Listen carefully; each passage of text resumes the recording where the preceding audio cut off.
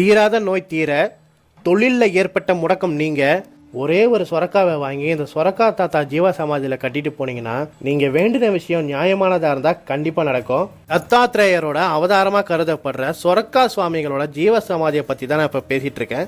சுமார் 700 ஆண்டுகள் வாழ்ந்து பல பேர்களோட வாழ்க்கையில் அற்புதங்களை நிகழ்த்தியிருக்காரு இந்த சொரக்கா சுவாமிகள்.